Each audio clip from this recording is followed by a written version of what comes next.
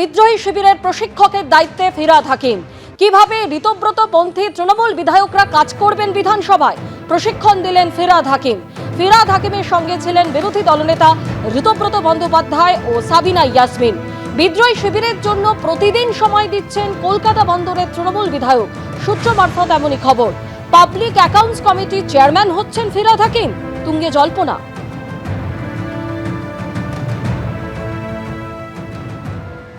একদম চুপ, ক্লাস চলছে। প্রশিক্ষকের চেয়ারে ফিরহাদ হাকিম, আর যারা প্রশিক্ষণ নিচ্ছেন তারা প্রত্যেকেই তৃণমূল কংগ্রেসের বিদ্রোহী বিধায়ক।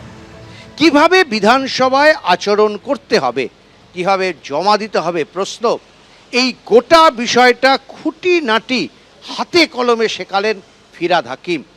দায়িত্বে ঋতব্রত বন্দ্যোপাধ্যায়। বিদ্রোহী শিবিরে এই মুহূর্তে কিন্তু ঋতব্রত বন্দ্যোপাধ্যায় এবং সন্দীপন সাহার পর সবচাইতে গুরুত্বপূর্ণ ভূমিকায় দেখা যাচ্ছে ফিরহাদ হাকিমকে। তিনি নিয়মিতভাবে বিধায়কদের সঙ্গে কথা বলছেন, তাদের সঙ্গে যোগাযোগ রাখছেন, এমনকি বিধানসভার ভেতরে কি কি করা উচিত সেই বিষয়ে একেবারে হাতে কলমে প্রশিক্ষণ দিচ্ছেন। প্রাক্তন মেয়রের এই ভূমিকা দেখে খুশি ঋতব্রত বন্দ্যোপাধ্যায়, সন্দীপন সাহারা। শোনা যাচ্ছে যে পাবলিক অ্যাকাউন্টস কমিটির চেয়ারম্যানের দায়িত্ব তার কাঁধেই দিতে চান এই বিরোধী শিবির। কিন্তু শেষ পর্যন্ত নাম চূড়ান্ত না হলেও আলোচনায় কিন্তু বারবার ঘুরে ফিরে উঠছে প্রাক্তন মেয়রের এই ভূমিকা।